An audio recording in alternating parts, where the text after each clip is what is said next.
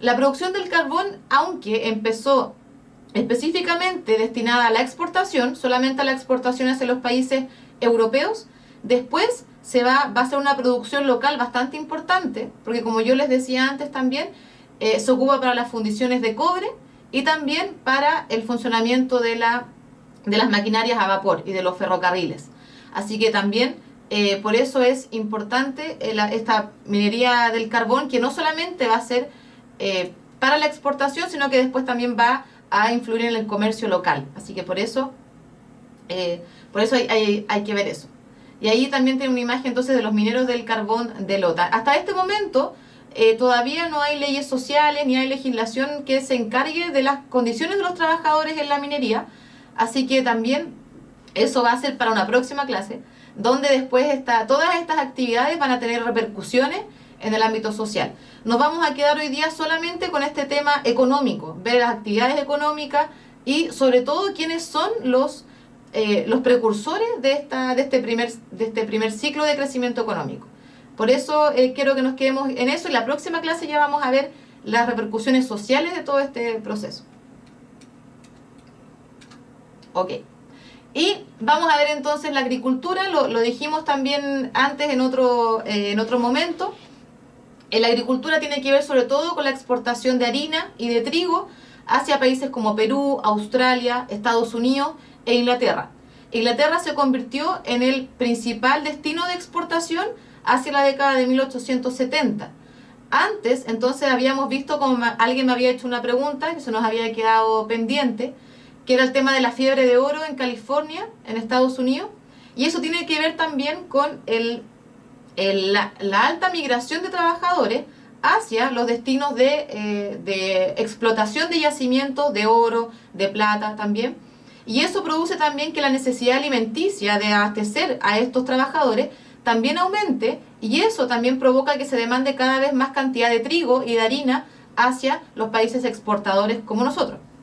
Así que por eso esta fiebre del oro en California es un acontecimiento particular que se produce ahí con el descubrimiento de estas vetas de oro en California, que produce un boom de movilización de trabajadores por la promesa de encontrar oro en esa zona, y eso también aumenta la cantidad de trabajadores fijos en el lugar y aumenta por supuesto la demanda alimenticia. Eso también entonces es un factor que influye en la agricultura nacional y en la exportación de trigo y de harina a esos destinos. Así que por eso sí tenía que ver ese acontecimiento que tú lo habías preguntado. Eso entonces, además de que Inglaterra haya sido este principal destino de exportación, lo importante es que los hacendados, lo que hablábamos también en clases anteriores, los dueños de fondos, los latifundistas, los que controlan entonces las haciendas y la producción de la agricultura, empiezan a invertir entonces en modernizar esta actividad.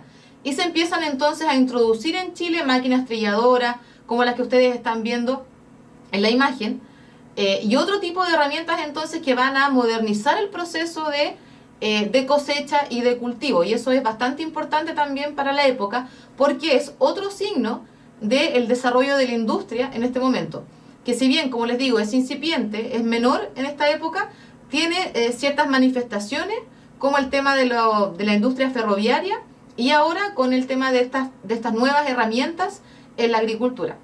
Y eso también hace que otra sociedad privada que se funda en 1838, que es la Sociedad Nacional de Agricultura, también se encargue de difundir en el campo estas nuevas herramientas para que los trabajadores las comiencen a ocupar.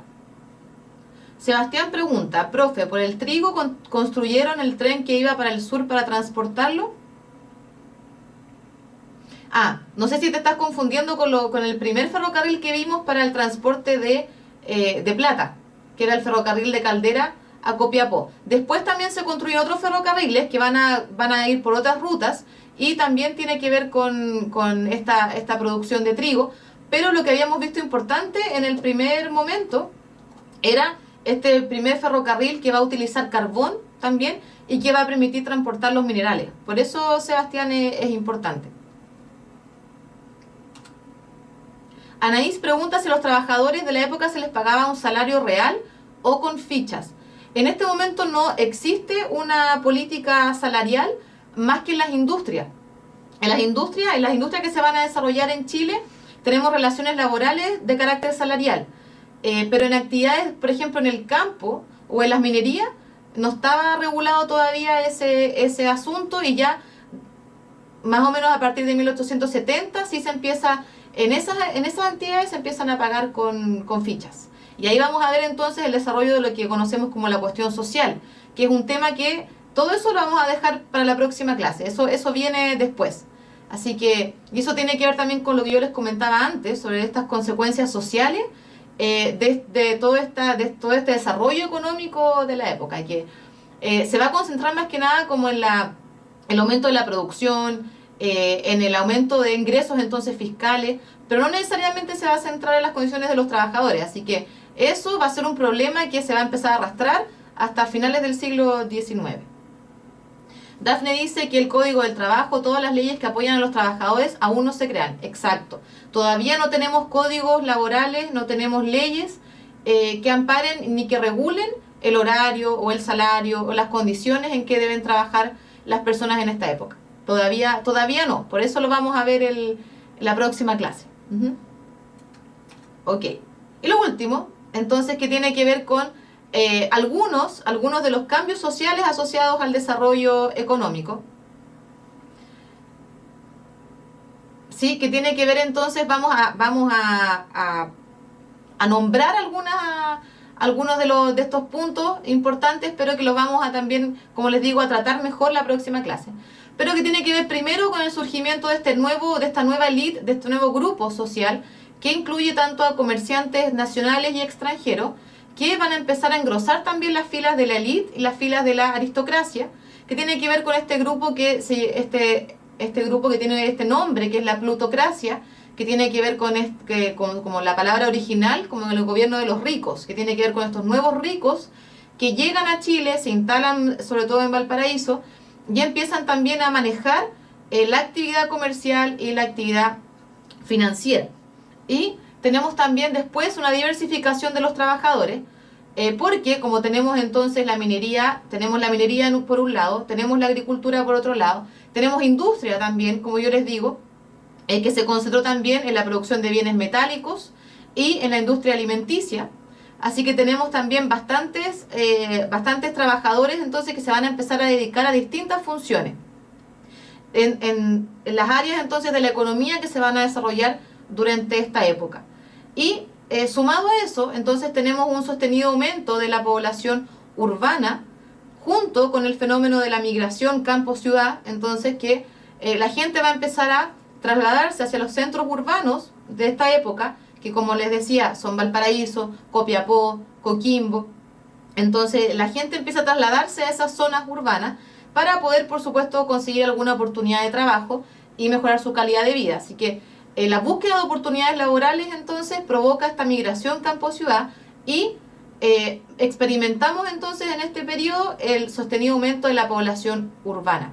Y por último, junto también a todos esos factores que hablábamos antes, las ciudades comienzan a modernizarse, empiezan a instalarse, por ejemplo, cañerías de gas, empiezan a funcionar con un sistema ya de electricidad que antes no existía, y también el mejoramiento de las calles, del alumbrado. Todas esas cosas tienen que ver entonces con una de las consecuencias sociales de este desarrollo económico, que tiene que ver con la modernización del espacio urbano.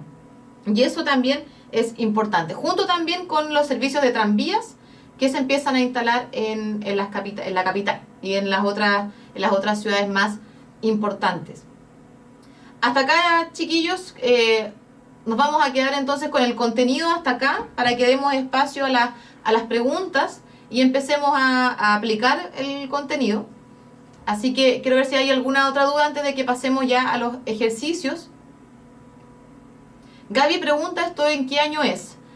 Lo habíamos dicho entonces, Gaby, estamos en la primera mitad del siglo XIX, estamos más o menos de 1830 hasta 1860, 1870, donde se consolida este primer ciclo de crecimiento económico. Es un ciclo de crecimiento económico, chiquillos, que está asociado a la exportación de materias primas principalmente y al desarrollo de estas actividades económicas que tienen que ver con la minería, la agricultura y la industria, principalmente las dos primeras. Así que estamos en esa época, Gaby, para que te ubiques. Y después, entonces, después de 1870 o 1880 más o menos, vamos a tener la producción de salitre con más importancia. Y eso también va a marcar un segundo ciclo económico que es el que vamos a revisar la próxima clase. Anaís dice, esas mejoras de la ciudad estaban más que nada en las partes más centrales, porque las periferias aún tenían condiciones decadentes. Exacto. Ese mejoramiento entonces de las ciudades está concentrado justamente en donde está la industria, en donde están desarrolladas las actividades. En el campo todavía no llega entonces ese proceso de modernización. Más que nada tiene que ver con lo que hablábamos antes, con esta introducción de herramientas, de maquinarias nuevas para desarrollar la agricultura sobre todo, pero en el campo no tenemos este proceso de modernización como sí está en la ciudad.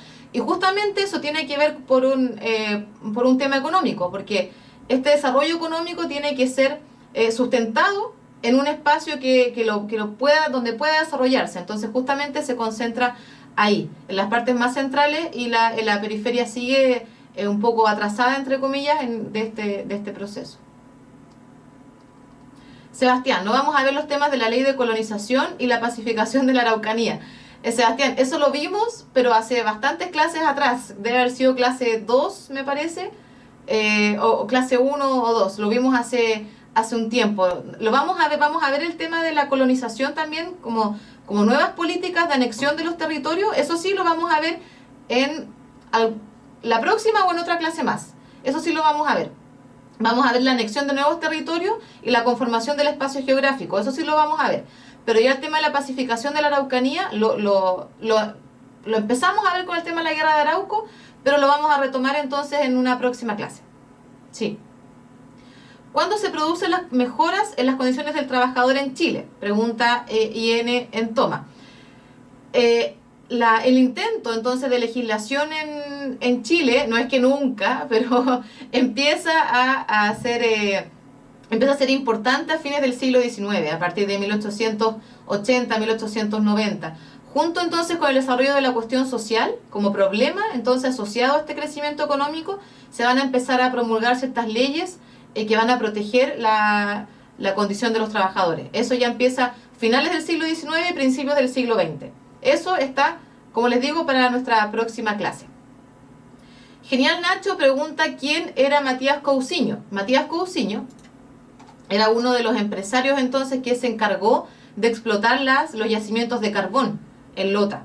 Él junto con otros empresarios, como los hermanos Alempert, por ejemplo, se encargaron de fundar una sociedad privada que se encargó entonces de la producción de este mineral en el sur de Chile. Ese era Matías Cousiño. Bien, pasemos entonces, chiquillos, a los ejercicios, si es que no queda otra duda. El debate sobre las leyes de los trabajadores es bien importante, así que en la próxima clase yo creo que vamos a tener más debate ahí en torno a eso, pero es bastante importante que lo veamos también en profundidad, este intento de legislación, y también cómo se van a dar cuenta ustedes que tampoco hasta el día de hoy quizá no se resuelve completamente ese tema, sino que va por pasos bien lentos y se quedan también algunas cosas pendientes. Pasemos entonces a los ejercicios. Veamos el primero.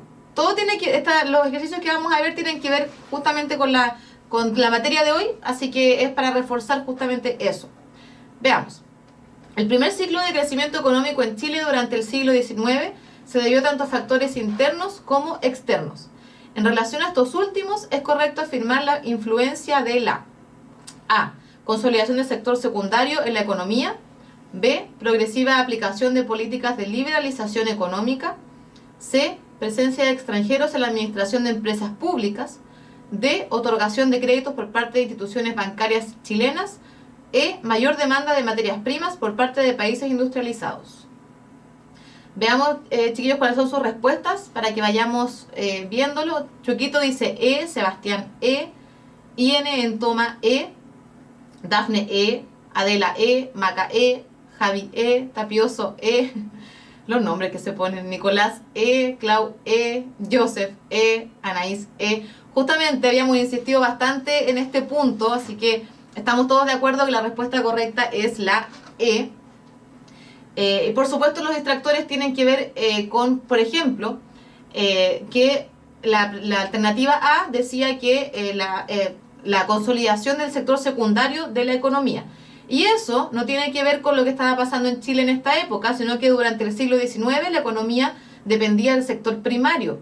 Eso quiere decir entonces de la extracción y de la exportación de materias primas. El sector secundario tiene que ver ya más con el tratamiento de las materias primas y con la producción en las industrias, con la producción de manufactura. Y el sector terciario tiene que ver ya con los servicios y con la comercialización de esos productos. Así que vamos a ver que durante este siglo XIX, durante la primera mitad del siglo XIX, la economía chilena se centró en el sector primario de la economía. Y tampoco corresponde a un factor externo. La pregunta va por un factor externo de este crecimiento económico. La alternativa B dice que las acciones del Estado chileno, como las políticas de liberalización económica, no corresponden a factores externos. Y si bien es cierto que el Estado aplicó políticas de liberalización económica, como las habíamos visto entonces en un par de diapositivas atrás, con las políticas de Manuel Rengifo, por ejemplo, se crearon, es una alternativa correcta, pero no tiene que ver con un factor externo como hacía la pregunta. Y la C también tiene la alternativa C también tenía ese mismo error. La administración de empresas a nivel nacional no corresponde a influencias externas a la economía chilena. Y además, la presencia de extranjeros se localizó en empresas de producción minera, pero son empresas de carácter privado, no de carácter público. Las empresas de carácter público se van a hacer más latentes durante el siglo XX. Durante el siglo XIX tenemos que la mayor cantidad de empresas están en manos de privados. Y la última, la alternativa D, que decía, al tiro, otorgación de créditos por parte de instituciones bancarias chilenas. Vamos a ver entonces también, como lo dijimos antes, que la otorgación de créditos y de préstamos va a estar centrada en instituciones privadas que están en manos de extranjeros y no de bancos propios. El Estado chileno no administró un banco propio sino hasta el siglo XIX. Y los créditos entonces, como habíamos dicho, eran otorgados en esta época por instituciones privadas, como el Banco de los OSA, el Banco de Agustín Edwards, etc. Bien, ¿estamos claros entonces? Vamos a la segunda. Dice, durante la primera mitad del siglo XIX, la minería y la agricultura impulsaron el crecimiento económico chileno, el que produjo consecuencias en el ámbito social que se extendieron durante la segunda parte de dicho siglo. Una de ellas fue A. La migración de las ciudades a los campos. B. La organización de sindicatos entre los trabajadores. C. El sostenido aumento de la población en las ciudades. D. La desaparición de la hacienda como forma de propiedad agrícola. Y E. El fin del trabajo infantil debido a la disponibilidad de recursos. Sebastián contesta C. Véanla. Javi dice C también. Maca C. Diego C. Joseph C, Diego C, León C. Estamos como avión hoy día, chiquillos, estamos súper bien. Pero vamos a ver que justamente... Tapioso dice P. Pero ya dijimos entonces que la alternativa correcta justamente es la C. ¿Por qué? Porque vamos a ver que la alternativa A también tenía este truco de que en realidad la migración es del campo a la ciudad y no al revés, no es de la ciudad al campo. Así que la alternativa A tenía ese error entonces. Ahí sí. La migración de las ciudades a los campos. Tiene ese error también de redacción que la migración es del campo a la ciudad y no al revés. La alternativa B tiene que ver con la formación de sindicatos y como lo habíamos conversado también, el tema de la legislación y el tema de la organización de los trabajadores va a ser un tema posterior a esta clase, a este periodo que estamos revisando ahora, y que tiene que ver más hacia la década de 1880. Los sindicatos responden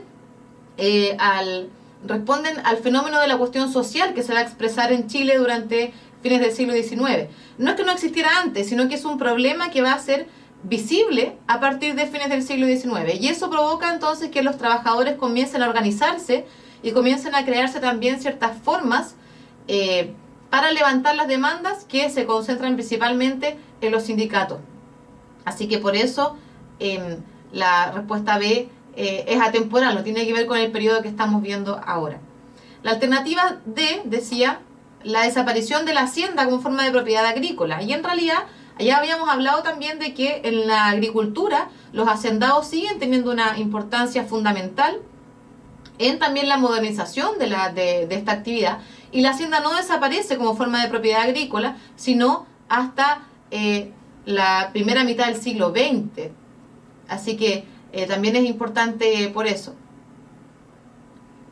Olate, ¿no alcanzaste a leer la pregunta anterior?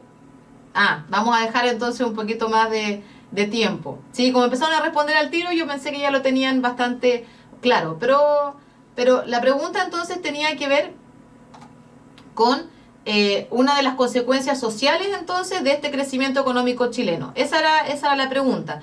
Y la alternativa correcta tenía que ver con el sostenido aumento de la población en las ciudades. Por supuesto que una de las consecuencias más importantes es este movimiento de trabajadores desde el campo hacia la ciudad. Y eso provoca el sostenido aumento de la población urbana. Y también junto con la modernización de ese espacio también. Ahí lo habíamos visto.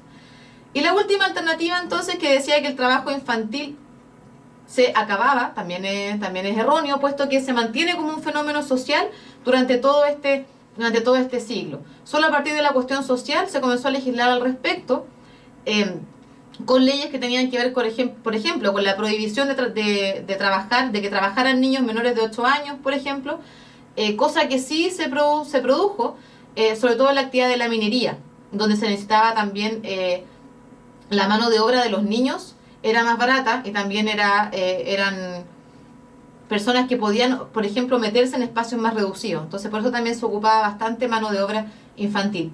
Y es un problema que no se va a solucionar sino hasta el siglo XX. ¿Sí? ¿Estamos con esta segunda pregunta entonces? Pasemos a la última. Y claro, justamente todo este problema que ustedes estaban comentando ahí con el libro Subterra es parte de la bibliografía que se empieza a levantar sobre este problema. Y empiezan a contar ahí todas las condiciones laborales de los trabajadores en las mineras.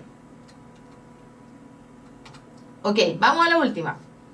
Dice, el descubrimiento de nuevos centros mineros en el norte de Chile durante la segunda mitad del siglo XIX generó dinámicas particulares en esta zona, entre las que se cuenta la explotación de yacimientos mineros por parte del Estado, B, el mejoramiento de las condiciones laborales de los mineros, C, la construcción de ferrocarriles con el financiamiento de privados, D, el estancamiento del desarrollo tecnológico aplicado a la industria, E, la instalación de centrales hidroeléctricas para las fundiciones. Sebastián C, IN en Tomás C, Dafne Olave, no contestó, Joseph C, Anaís C. Vamos a dejarla ahí antes de pasar a la solución. Habla entonces del descubrimiento de estas nuevas vetas mineras en el norte de Chile durante la segunda mitad del siglo XIX, que generan ciertas dinámicas particulares. Una de las consecuencias entonces de este descubrimiento de nuevos centros mineros, ¿cuál es una de esas consecuencias? La explotación de yacimientos mineros, el mejoramiento de las condiciones laborales, la construcción de ferrocarriles, el estancamiento del desarrollo tecnológico y la instalación de centrales hidroeléctricas.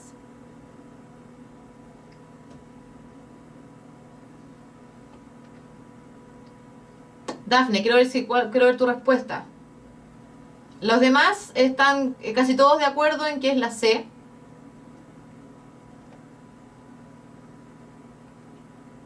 León también dice C.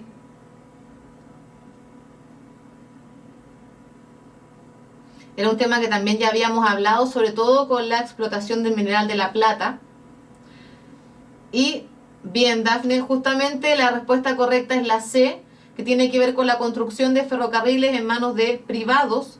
También había una pregunta aquí que no la quise poner, pero que tenía que ver con decía, por ejemplo, la construcción de ferrocarriles por parte del Estado. Y eso también era un distractor, puesto que esta sociedad privada que yo les había comentado, la Sociedad Minera de Copiapó, fue la que se encargó de construir este ferrocarril, este primer ferrocarril, en Chile, que era el de Caldera, de Copiapó a Caldera. Así que eso es parte de los privados. Y ellos son los que financian estas nuevas maquinarias. ¿Cuáles eran los distractores?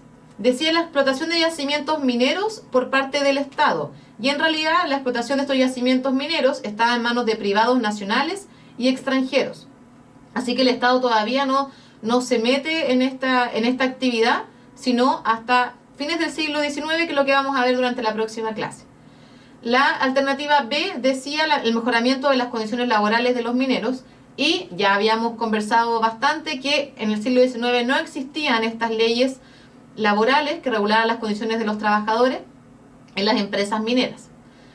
Y también decía el estancamiento, la alternativa D hablaba del estancamiento de la industria, y yo les había comentado que la industria durante esta época no es muy importante, pero sí presenta ciertos avances tecnológicos, como la misma construcción de ferrocarriles, como la construcción de fundiciones para poder mejorar la extracción del mineral, y además otras herramientas en la agricultura, que también las habíamos visto. Por eso la alternativa D también era un distractor. Y la última, que tiene que ver con la construcción de hidroeléctricas, que sí existen en realidad, pero la primera se construye en 1897 en torno a la explotación del carbón en Lota. Y la pregunta, volviendo, hablaba de los centros mineros en el norte de Chile. Por lo tanto, las centrales hidroeléctricas se construyen primero en el sur en torno a la explotación del carbón. Y su uso se tornó masivo durante los siglos XX y XXI. Así que por eso esta alternativa también era un distractor. Hoy día, chiquillos, estuvimos bastante de acuerdo en las preguntas. Espero que haya quedado claro el tema del contenido. Si hay alguna duda, tenemos 5 minutos para responderlas, cualquiera que tengan sobre esta clase o sobre la que venga o la anterior. Javi pregunta si el video de la clase pasada ya está en el canal. Sí, lo suben, yo los veo el miércoles, se demoran como 2 días en subirlo. La clase de día lunes ya el miércoles está disponible, así que si se meten a Puntaje Nacional en YouTube, ahí están todos los videos de todas las materias, están ordenaditos ahí para que los revisen y los vean.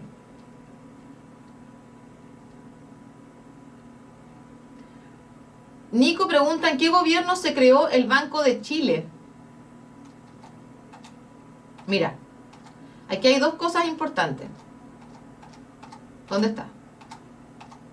Acá.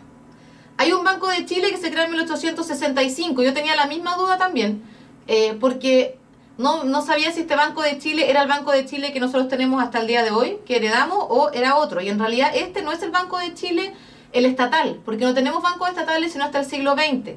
El Banco de Chile, como el banco en manos del Estado, se creó, no me acuerdo bien ahora de la fecha, pero debe haber sido 1890 o 1900, por ahí.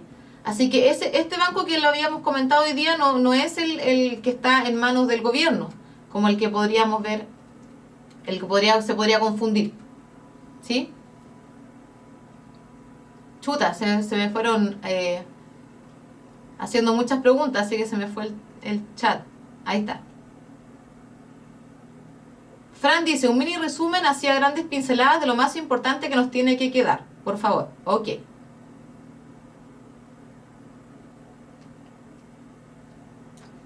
Fran, te voy a responder al tiro entonces para que hagamos este resumen y nos vaya quedando claro entonces toda la clase. Todas las preguntas que ustedes me están haciendo sobre las leyes periódicas, la de la República Parlamentaria, son temas que tienen que ver con fines del siglo XIX. Todavía no los vemos, así que vienen después. Vamos, la próxima clase, chiquillos, vamos a hablar entonces de lo que ustedes ya me comentaban, que es el tema de la República, de la industria del salitre, en Chile, la Guerra del Pacífico, todos esos temas los vamos a ver en la próxima clase, y ahí vamos a entrar entonces con el tema de la República Parlamentaria, el gobierno de Balmaceda, y vamos a ver temas entonces económicos y políticos. Hoy día nos quedamos con el tema económico. Vamos a hacer un pequeño resumen entonces a pedido de Fran. Hoy día hablamos, y por eso voy a volver un poco al objetivo. Déjenme volver. Ahí. Hoy día entonces hablamos sobre el primer ciclo de crecimiento económico en Chile, más que nada concentrado desde 1830 a 1860. Hablamos entonces sobre cómo la economía se expande durante este primer periodo y cómo se inserta en el mercado económico mundial. Y eso es en base a la exportación de materias primas que estaban siendo muy demandadas en los países industrializados, como el trigo, como el cobre, la plata, etcétera, pero principalmente esos. Y el resumen nos puede servir para responder, por ejemplo, nuestras preguntas guía. La primera dice, ¿cuál es el sistema económico que marcó el desarrollo nacional durante el siglo XIX? Y el sistema económico que marcó el desarrollo económico, o sea, el desarrollo nacional durante este periodo, es, por supuesto, la inserción en el capitalismo mundial y tiene que ver también con este sistema de exportaciones y de descentralizarse en el sector primario de la economía. Ese es el modelo económico que marca el periodo del desarrollo nacional. Y también cómo Chile se insertó en el mercado mundial durante esta época, entonces a partir de la comercialización de estas materias primas, de la apertura de la economía y de la aplicación de ciertas leyes de liberalización económica que permiten entonces insertarse en este mercado con mayor fuerza. Esas políticas de liberalización tienen que ver, por ejemplo, con se me fue la palabra, con bajar los impuestos, tiene que ver con abrir los puertos, con modernizar la aduana, por ejemplo, y también con aumentar los precios, también para satisfacer la demanda extranjera. Todas esas leyes, la ley de aduanas, por ejemplo, la vimos ahora, la ley de bancos, todas esas leyes, esas políticas económicas van a permitir entonces que Chile se inserte en el mercado mundial con éxito durante este primer periodo. Vamos a ver que en el segundo periodo ya hay periodos de crisis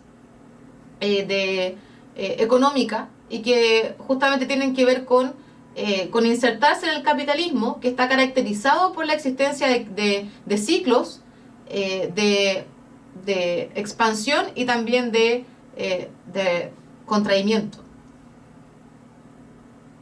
Bien, chiquillos, si no hay más preguntas, entonces, porque ya son las 6:30, no los quiero tener más rato del que tenemos. Si no hay otra pregunta, entonces, Hola te pregunta por qué el Estado no hacía mucho por la economía.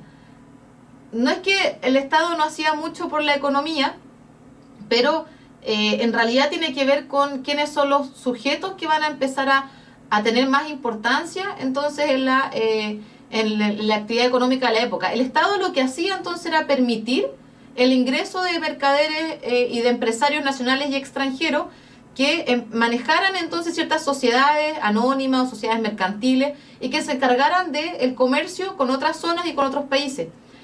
No es que el Estado no hiciera mucho, pero sí lo importante era aumentar los ingresos fiscales, salir de la deuda externa. Por lo tanto, era provechoso que estos empresarios llegaran e invirtieran en los negocios locales. Por eso es más que nada la importancia, tanto la importancia de estos empresarios extranjeros en la época. No es que el Estado no hiciera mucho, pero tiene que ver más con eso. Ya en el siglo XX vamos a tener otro sistema económico que ya tiene que le da al Estado un lugar más importante. Pero por ahora tenemos este primer sistema que va a marcar la primera mitad del siglo XIX.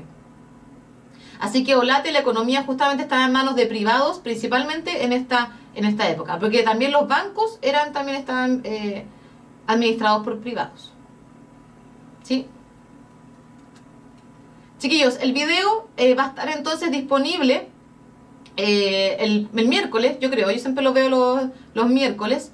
Y les doy nuevamente las gracias por estar aquí. Ya reconozco a varios que se han quedado durante todas las clases. Espero que sigamos así, chiquillos. Nos vemos la próxima semana. No falten, traten de no llegar tarde, porque se van ahí de repente atrasando y llegan en el camino. Así que ojalá que sigamos así. Gracias a ustedes, gracias por todos los comentarios. Sigamos conversando entonces en la próxima clase. Nicolás, qué bueno que sea tu primera clase. Ojalá que sigas con nosotros. Y vamos a traer entonces otro ejercicio para que sigamos, que sea un poco más complejo porque ya su nivel es bastante bueno. Así que nos vemos la próxima semana. ¿Sí? Gracias Gaby también por llegar, que también es nueva. Gracias a todos y nos vemos entonces. Que estén súper bien. Chao.